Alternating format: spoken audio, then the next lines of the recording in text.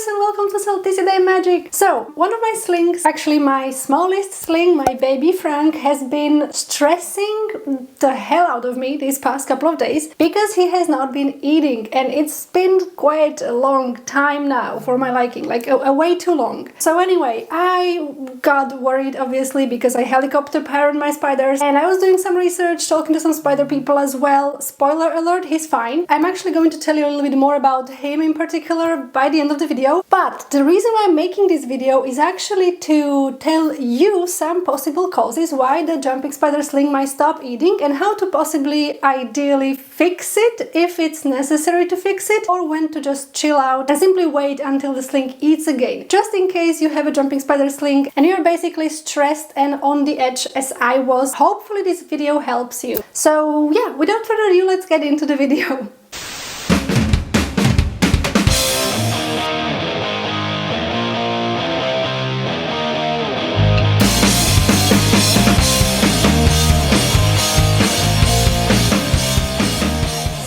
You have a jumping spider sling and it's not eating. Now what? First things first, we are going to be speaking first about some causes that might be a little bit more easier to pick up on, a little bit more easier to identify, and then we are going to touch on some causes that might be maybe a little bit more tricky. But don't worry, either way, I hope this video somehow eases your mind and we are going to figure out why your jumping spider is not eating one way or another, I promise. So let's begin with the cause number one. This one is like probably the most easiest to recognize and the most common in jumping spider slings, and that is the pre-molt. So basically when a jumping spider sling enters pre-molt, they stop eating completely. Now I'm not really going to be going into too much detail about pre-molt and molt and post-molt in this video because I actually made an entire video about it. I'm going to leave it for you down below. So basically your spider has very low activity and is spending the majority of the time in the hammock. These are the two indicators, let's say, that might tell you that the spider is in pre-molt, in which case all you have to do is just nothing. You just need to leave the spider alone. You have to make sure they are not disturbed and that the environment is correct, etc. Again, watch the video about pre-molt, but there is nothing you can do, as in actively do, to make the spider eat. You just need to basically respect them in the time, and they are going to eat eventually once they molt and once they are out of their post-molt phase. That being said, let's proceed with the cause number two that your jumping spider sling might not be eating, and that is the digestion process. So what do I mean by that? Basically, if your jumping spider sling had like a larger meal, or they really like ate well, they might take some time to digest the food, and they are not really like us, okay? Spiders do not always need to eat daily. In fact, they almost, I believe, never do eat daily. Correct me if I'm wrong. But anyway, the point is, if your spider ate recently, and especially if they ate something like really nutritional or like something big, they will not accept further food until they basically fully digest the previous one, and it might sometimes take a couple of days. In this case, there is also logically nothing that you can or should do. I would say try offering the food, but if the spider doesn't want it, always take the food out of the enclosure. I mean, if the spider isn't in pre-molt, you can technically leave the food in the enclosure, but I normally take it out and just try offering the other day. Well, moving on, another reason why your spider sling might not be eating is because of the prey itself. Let's break this down. If the prey is too large or moves too quickly, the sling might get intimidated and might not be interested in eating it whatsoever. And then on the other hand, if the prey is not moving enough or is uninteresting for the spider might also simply not be interested in eating it. So here's where you have to be really paying attention to your spider in particular, because also every spider is a little bit different. For example, when you have a really teeny tiny sling, I normally offer them fruit flies because the fruit flies are like the smallest, I believe, feeders that you can offer your spiders. And for example, I had a sling, my baby G, she was like incredibly tiny. She was literally the size of the fruit fly, and she had no problem whatsoever to literally attack the fruit fly of her size and just devour it. She is fearless, okay, she's completely fearless. But then this other sling that I have, Frank, he gets intimidated by fruit flies a lot. The golden rule is never offer larger prey to the spider than the spider itself, because it might normally scare them, even though I have seen some spiders eating like larger prey. So anyway, this spider world is a little bit contradictory in and of itself, like in nature. I don't know what to tell you.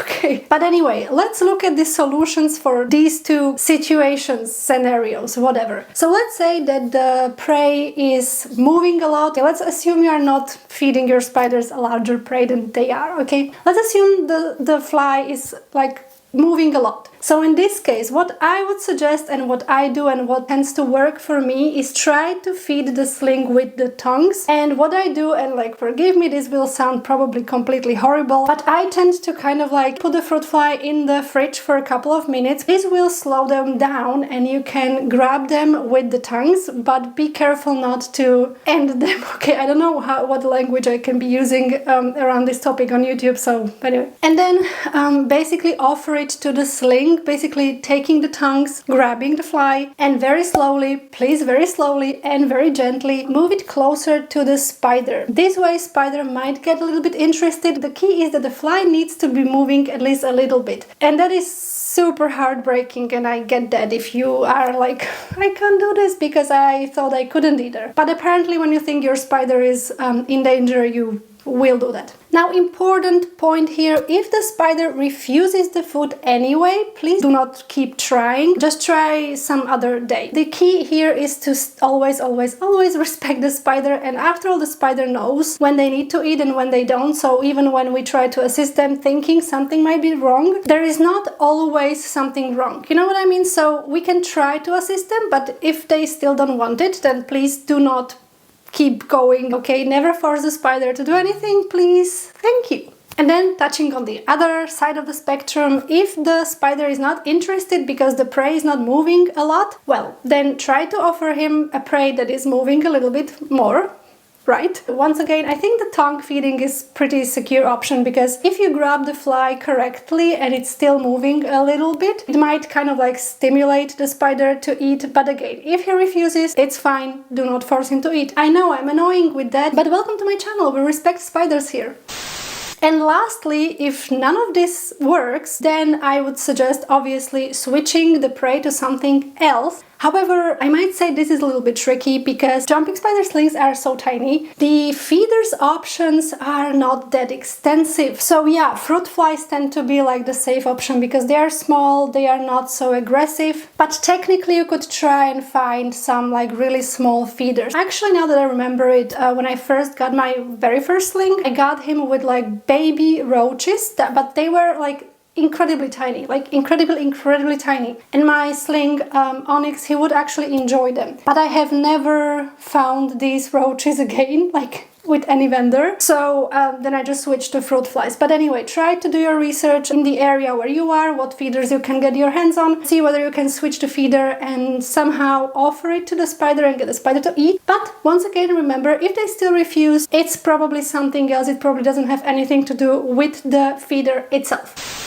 Well, moving on, let's touch on some causes that might be a little bit more tricky to pick up on, beginning with the spider experiencing some sort of stress. That being either because you rehoused them, or they recently came in mail, or you changed something about their location or something. Spiders are very delicate creatures when it comes to like the environment. They get stressed so easily, it's incredible. In this case, you should probably know whether you rehoused them recently, whether you changed them to some other place, whether you changed something in the husbandry, basically. That might stress your spider out a little. Now, it's not entirely like uncommon, it's not like the end of the world. The spider should eventually chill down again, in which case you need to give the spider some time to accommodate and just get used to the new environment that you maybe created for them. Try offering the food, but yeah, you guessed it, if the spider refuses, do not force them, but keep trying to offer the food, okay? Next up, there might be some humidity or temperature issues that might be causing your spider to refuse food. Every jumping spider species is a little bit different and requires a little bit of a different environment, so please always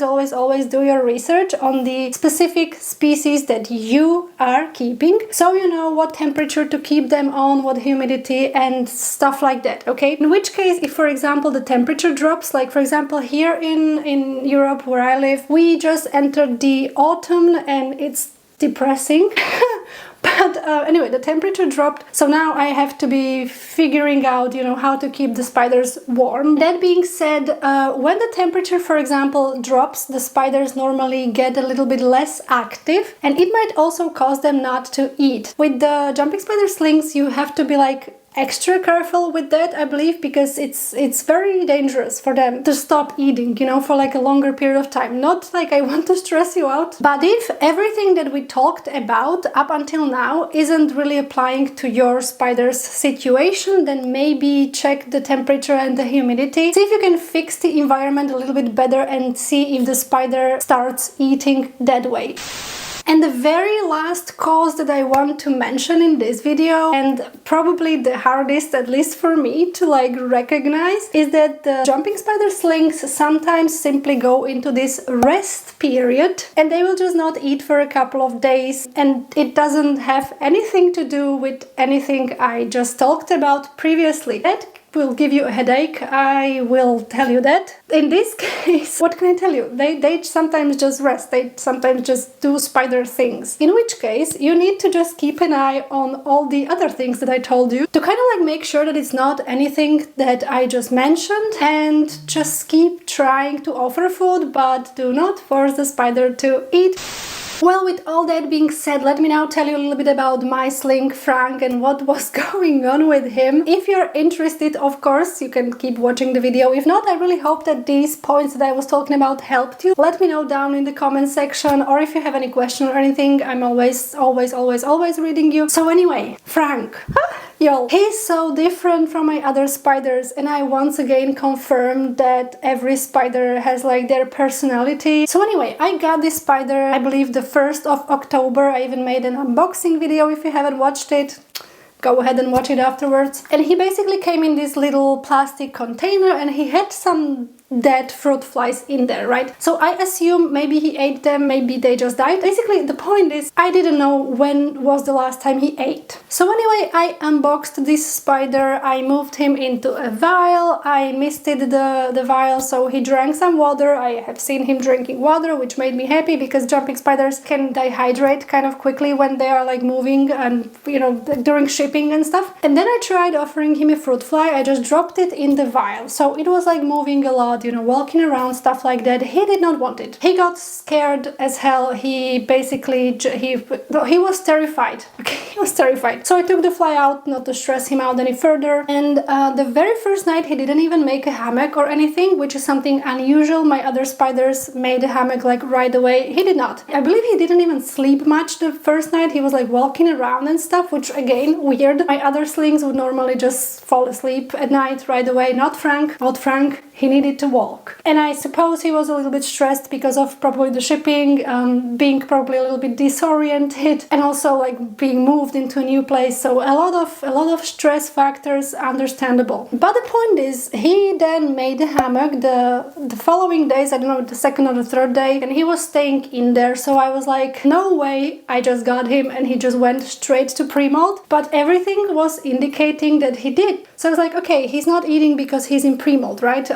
Like I've been there before. I can recognize that. I was stressed as hell. Like you have no idea, because he was in pre-molt for I believe 7 days, and I even said in the pre-molt video that slings usually go through molt like really quickly, because according to my research and also according to my experience with my other slings, they usually go through molting really quickly. Well, not Frank. He was in pre-molt for 7 days. He molted. He wouldn't come out of the hammock again for like an eternity. I don't know if it was like 3 or so days more. And then after he was out, I tried offering him a fly. He would not want it. He would get scared and just go straight back to the hammock. So I thought, well, maybe he is still hardening the new exoskeleton. I will just try later, later meaning some other date, because I don't want to hurt him, blah blah. He was long after the molt. No way he wasn't ready for eating. Y'all, I tried offering him the fly, and no. Just no way, just no freaking way. So I tried offering him the food with the tongues, as I mentioned, because that's the method that doesn't tend to fail. Well, I offered him a fly. Y'all, this guy threatened the fly. He was threat posing it for like a long time and would not take it at all. So I was like, dude, what the hell is wrong with you? So then I had to wait more time, and I was like making sure of all these things that I told you, like the temperature, the humidity. It has nothing to do with the molting now, so what do I do? Is stressed, what is happening, you know? And I actually had this person on the Instagram tell me that, like, don't worry, the slings have their quirks, sometimes he will eat eventually, which, thank you, by the way. The thing is, I tried offering him the fly, then again with the tongues he threat posed it again, because apparently he thinks that the food is dangerous. By the way, he's bigger than the fly, not like my other sling, okay? And yeah, eventually I literally almost had to give him the fly like into his mouth. It was ridiculous. He threat posed it at first, and I just very slowly, very gently moved it a little bit closer to his mouth, and then he took it and he started eating it, and I was like, yay, see? Food. So then he had another fly the next day, but something that is like crazy is that he's not hunting these flies. I have to be tongue feeding him, which I don't mind. I mean, whatever, my sweet baby boy prince. But y'all, I have never had a sling like that. Okay, I haven't had that many slings, but still. Okay, Onyx had problems with hunting in the beginning, but G not at all. But Frank, oh my god, I'm impressed. I guess he was in that rest period. That being said, once again, he's fine. And I'm actually going to tell you something crazy about him in probably the next video, because oh my god, he just doesn't stop stressing me out. Yeah, I think now that would be it from me, so I really hope this video was helpful. Like this video if you liked it, and subscribe if you are not already. I also invite you to follow me on Instagram, where I post daily jumping spider content. It's Magic with K in the end. I hope to interact with you there as well. And that would be it from me for this video, so stay punk, stay kind, and I'm going to see you next time. Bye, jumping spiders!